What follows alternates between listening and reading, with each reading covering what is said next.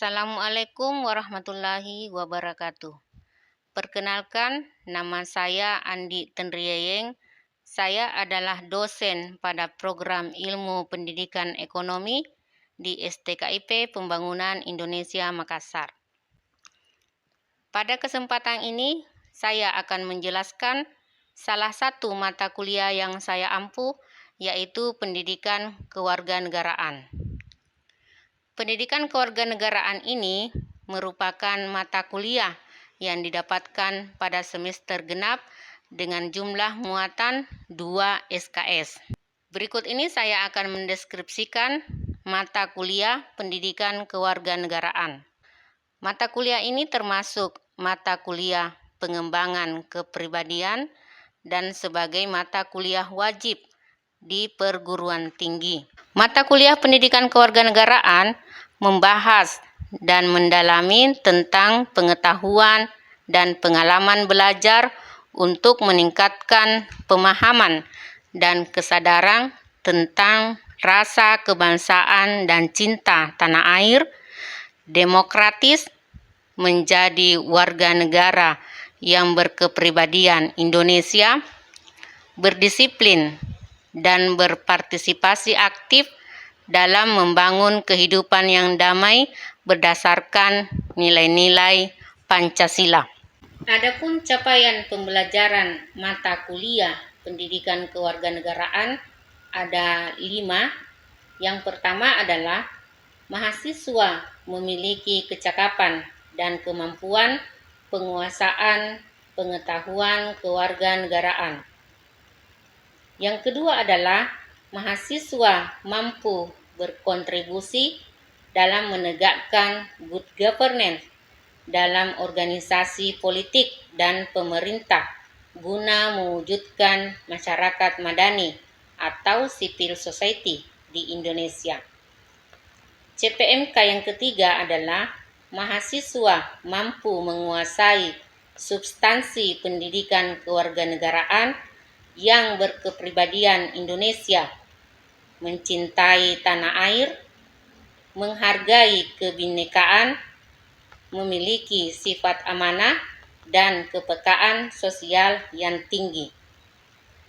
Capaian yang keempat adalah mahasiswa memahami korelasi pendidikan kewarganegaraan dengan nilai-nilai kehidupan, sehingga menjadi warga negara Indonesia yang memiliki daya saing, berdisiplin, taat hukum, dan berpartisipasi aktif dalam membangun kehidupan yang damai berdasarkan Pancasila.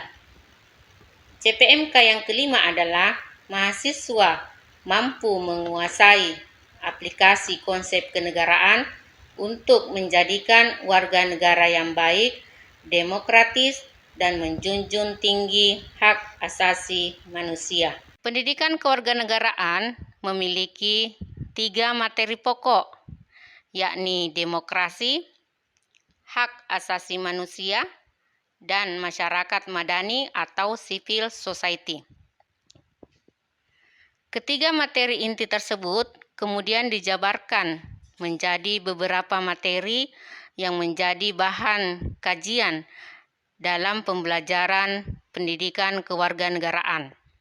Yang pertama adalah pendahuluan, kedua identitas nasional, ketiga negara, keempat kewarganegaraan, kelima konstitusi, keenam demokrasi, ketujuh otonomi daerah, 8 good governance, 9 hak asasi manusia, dan 10 masyarakat madani atau civil society. Untuk sistem pembelajaran, mengingat masa pandemi telah mulai berangsur membaik, maka kebijakan kampus kami sejak semester lalu telah memberlakukan sistem pembelajaran secara offline atau pertemuan tatap muka secara langsung. Namun, jika kondisi tidak memungkinkan untuk tatap muka, misalnya cuaca yang tidak bersahabat, hujan deras, atau saya berada di luar daerah, maka sistem pembelajaran dilakukan secara online melalui Zoom, Google Meet, maupun diskusi melalui WhatsApp Group. Model pembelajaran yang saya gunakan dalam pembelajaran pendidikan kewarganegaraan adalah berbasis active learning dan portofolio. Saya menganggap model pembelajaran inilah yang paling tepat dan sesuai dengan paradigma baru pendidikan kewarganegaraan.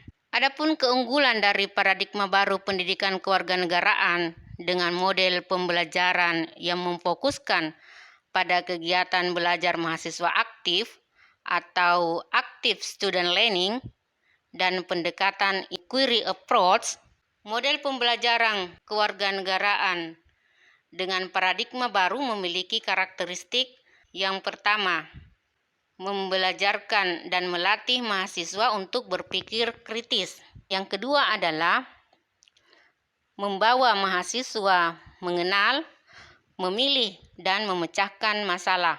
Yang ketiga, melatih mahasiswa dalam berpikir sesuai dengan metode ilmiah. Yang keempat, melatih mahasiswa untuk berpikir dengan keterampilan sosial lain yang sejalan dengan pendekatan inquiry.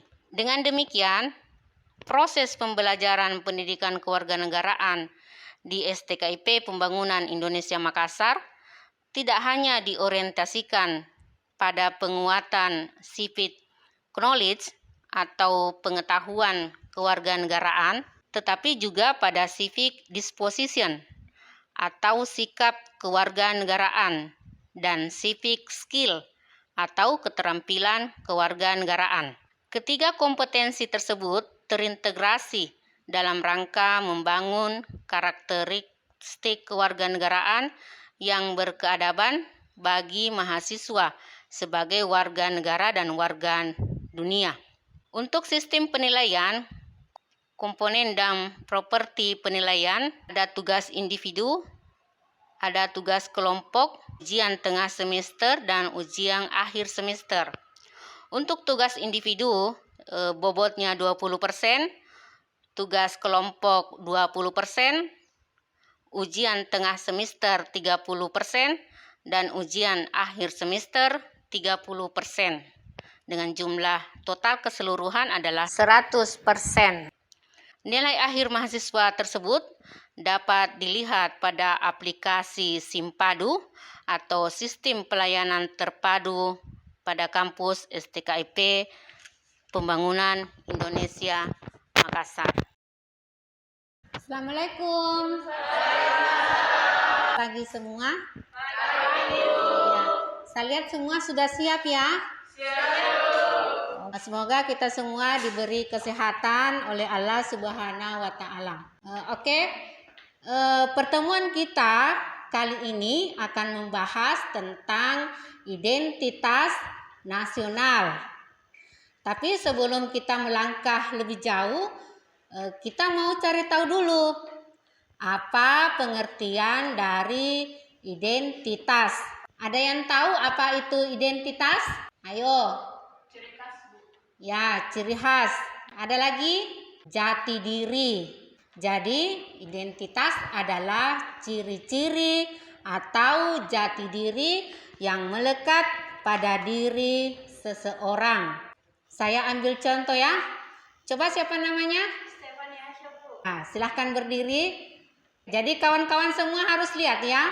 Kira-kira apa ciri khas atau jati diri yang melekat pada diri Stefani? Kira-kira ciri khasnya apa? Cantik, Bu. Putih. Kemudian mancung, hidungnya mancung. Memakai kerudung. Apalagi? Posturnya kurus, agak tinggi. Oke, silahkan duduk. Jadi kalau kita mau mengetahui Stefani, ingatan kita tentu kepada ciri khasnya ya. Stefani orangnya putih, memakai jilbab dan lain sebagainya. Apa gunanya kita mengetahui identitas seseorang? Itu untuk apa? Ya, sebagai pembeda dengan teman-teman yang lain. Satu orang dengan orang yang lain itu tidak ada yang sama ya. Kembar pun itu pasti ada bedanya. Sekarang kita beralih kepada pembahasan inti, yakni identitas nasional. Ya, identitas itu selain merujuk kepada menunjukkan kepada ciri khas seseorang, identitas juga itu dapat berupa surat keterangan atau kartu identitas yang menjelaskan riwayat hidup seseorang atau identitas seseorang. Saya tanya dulu, misalnya identitas dalam bentuk kartu, apa contohnya? KTP. Iya, KTP. Semua sudah punya KTP kan? Sudah. Ya, jadi di sini sudah ada nama, jenis kelamin, tempat dan tanggal lahir, pekerjaan, alamat. Ya, golongan darah juga ada. Ya, jadi ini menerangkan tentang jati diri Anda. Kemudian ada lagi yang lain? Ya, ini contoh paspor yang harus dimiliki jika ingin bepergian ke luar negeri sebelum memasuki wilayah negara lain. Terus ada juga surat keterangan berupa akta lahir, ya, ijazah dan lain sebagainya. Oke, kalau begitu kita masuk kepada pembahasan inti, yakni identitas nasional. Ya, jadi tadi sudah paham kan pengertian dari identitas? Ya, sekarang identitas nasional. Jadi pengertian identitas, kata identitas berasal dari bahasa Inggris identity yang berarti ciri-ciri, tanda-tanda atau jati diri yang melekat pada seseorang sehingga membedakannya dengan yang lain. Menurut Kamus Bahasa Indonesia, kata nasional bermakna kebangsaan atau dari bangsa sendiri. Jadi identitas nasional adalah ciri-ciri atau karakteristik kebangsaan yang membedakan dengan bangsa lain. Ya, jadi konteks identitas nasional itu mempunyai makna tentang adat istiadat, kebudayaan maupun karakter khas bangsa. Unsur-unsur pembentuk identitas nasional ada beberapa. Yang pertama adalah unsur sejarah. Jadi latar belakang masa lalu yang sama tentu akan menimbulkan rasa solidaritas yang tinggi, ya. Misalnya sama-sama pernah merasakan penderitaan dijajah, ya, sehingga punya kemauan untuk merdeka, ya, sehingga semua rakyat bersatu untuk melawan penjajah, ya. Itu salah satu unsur dari identitas nasional, ya. Jadi dari aspek sejarah. Yang kedua adalah unsur kebudayaan, ya. Jadi kebudayaan merupakan pengetahuan manusia yang berkaitan dengan akal dan budi yang dijabarkan secara aktual, ya. Jadi ada ratusan budaya yang dimiliki oleh bangsa kita, ya. Kebudayaan ini tentu menjadi ciri khas dari komunitas nasional, ya. Saya tanya dulu, yang menjadi ciri khas kebudayaan kita itu dilihat dari tari-tarian misalnya, ya. Dari daerah mana saja yang menjadi ciri khas tari-tarian? Tari Saman dari Aceh. Tari apa lagi? Tari Pakarina ya dari Makassar. Kemudian tadi lagu Angin Mamiri dari Makassar. Kalau ciri khas lagu Flores apa? Siapa yang dari Flores? Ada yang tahu? Atau dari daerah mana? Ambon apa? Burungnya ya, hewan khas cendrawasih. Kalau lagunya, lagu apa? Ambon? Cakalele, ya. Kalau tariannya, tarian apa? Sajojo. Ya, yang terkenal ya. Ya, itu salah satunya ya. Ada dari Manggarai itu lagu Conai. Ya. Kemudian ada lagi ciri khas dari Betawi yang selalu kita lihat itu ondel-ondel ya. Ondel-ondel semacam boneka besar. Lalu ciri khas lainnya itu roti buaya. Ini selalu ada setiap melaksanakan pernikahan ya. Harus membawa roti buaya sebagai ciri khas dari masyarakat Betawi ya. Kita beralih kepada unsur pembentuk identitas lainnya, yakni suku bangsa. Menurut data Pusat Statistik, ya, ada 1.340 suku bangsa di Indonesia dengan 718 bahasa daerah. Wow, banyak ya. Jadi ini menandakan bahwa negara kita terdiri dari beberapa pulau dan sangat multikultural. Ya, saya tanya dulu, kira-kira yang Anda tahu suku apa saja yang ada di negara kita? Suku Dayak. Suku Dayak, Bugis, apa lagi? Batak, Jawa, dan lain sebagainya ya. Kemudian unsur pembentuk identitas lainnya adalah agama ya. Bangsa Indonesia dikenal sebagai masyarakat agamis dengan 6 agama yang diakui di negara kita. Apa saja itu? Kristen, Islam, Hindu, Buddha, Protestan, dan Konghucu. Ya, jadi negara kita merupakan negara yang multi agama, ya, selain dari multikultural tadi. Sehingga kedua unsur ini, suku bangsa maupun agama, merupakan salah satu faktor besar yang menjadi pemicu disintegrasi bangsa.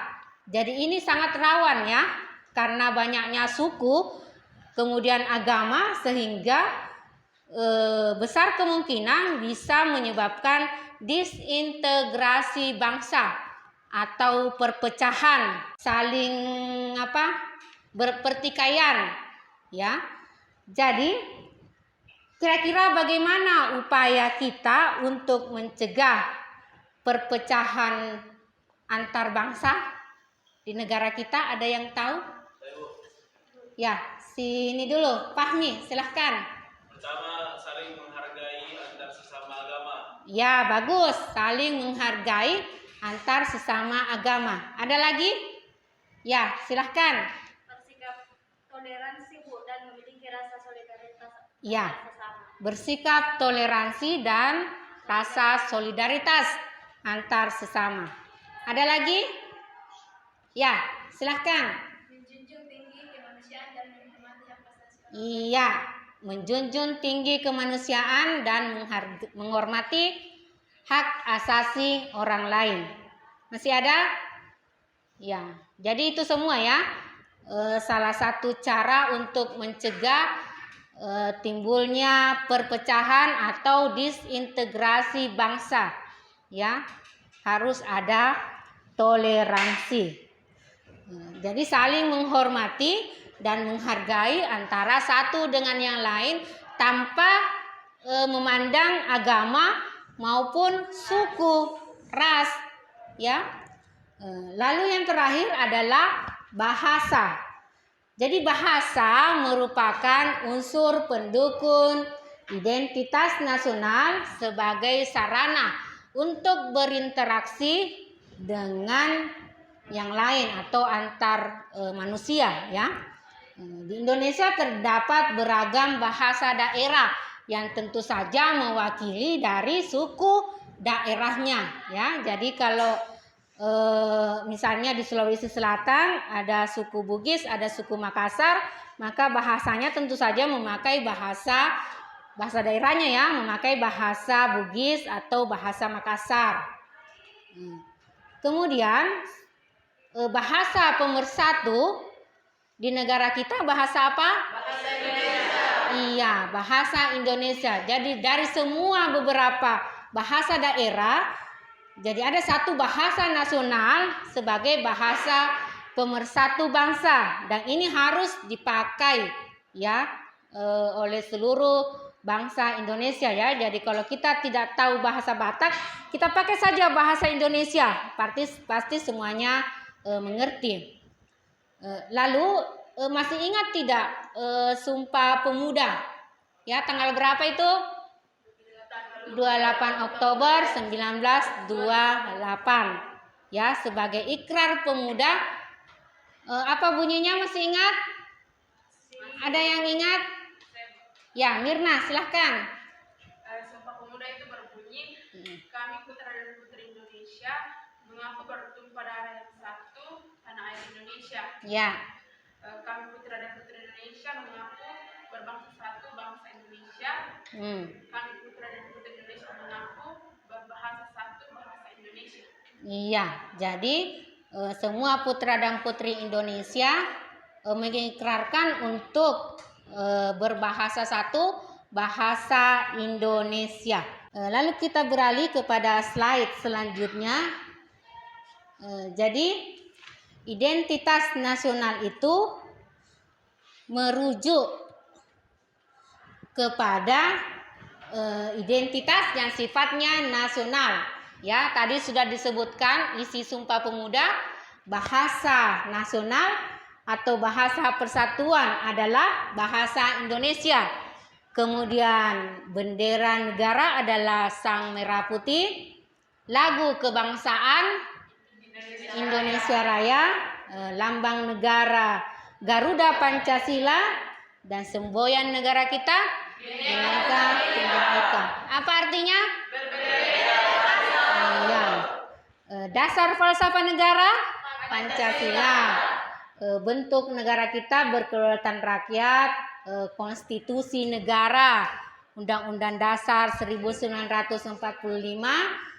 konsep wawasan Nusantara dan kebudayaan daerah yang telah diterima sebagai kebudayaan nasional. Oke. Sekarang menurut kalian kira-kira apa pentingnya dari identitas nasional? Ya, oke, silahkan. Apa kira-kira pentingnya itu ada identitas nasional? Supaya bangsa kita dikenal di seluruh dunia. Iya, supaya bangsa kita dikenal oleh seluruh dunia. Bagus, ada lagi? Ya, silahkan. Supaya bangsa kita dapat dibedakan dengan bangsa yang lain. Iya. Masih ada? Ya, tadi jawabannya sudah bagus, ya. Jadi ini sebagai pembeda dengan negara lain, supaya negara kita juga dikenal oleh bangsa lain. Jadi itulah pentingnya ada identitas nasional. Ya. Jadi ini kita bisa lihat di sini, ya.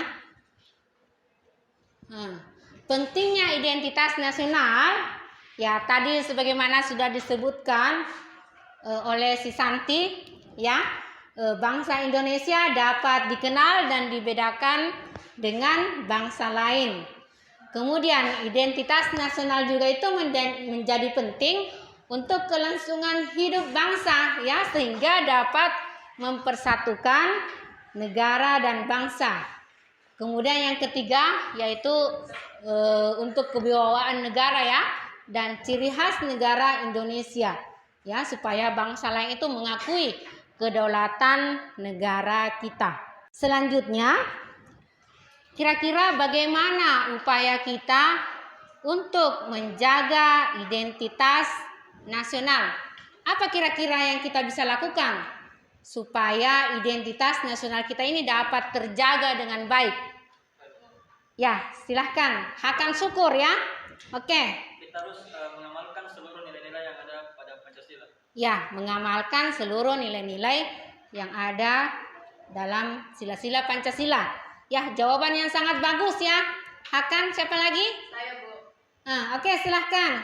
Tidak gampang meniru budaya asing yang dilihat di dunia maya maupun internet. Iya, jangan gampang meniru budaya asing, ya, yang tidak sesuai dengan budaya ketimuran kita, Indonesia, ya. Ada lagi? Saya, Bu, Ya, silahkan. Aulia, silahkan. saling menghargai antar warga negara dan menjaga persatuan. Iya, saling menghargai dan menjaga persatuan. Bagus sekali, ya, jawabannya. Semua kayaknya sudah paham ini, ya. Iya, Bu. Nah, jadi upaya dalam menjaga identitas bangsa, melestarikan budaya bangsa. Yang kedua itu mencintai produk lokal, ya. Jadi jangan gengsi untuk memakai produk lokal, ya, buatan daerah. Lalu saling menghargai perbedaan sebagaimana yang sudah disebutkan tadi. Lalu tidak mudah terpengaruh oleh budaya asing, ya, memanfaatkan internet, ya, baik Google maupun YouTube dengan baik, ya. Jadi jangan mudah melihat hal-hal yang tidak sesuai dengan budaya kita. Lalu yang terakhir adalah menjaga sikap dan perilaku dengan berpedoman kepada Pancasila, ya, sebagaimana disebutkan oleh teman kita Hakan Syukur. Oke, sampai sini ada yang mau bertanya? Ada, Bu. Ya, silakan. Siapa namanya? Arkanela, Bu. Arkanela. Oke. Terima kasih atas waktunya. Pertanyaannya, bagaimana sikap kita jika ada bangsa lain yang mengakui salah satu kebudayaan kita? Terima kasih.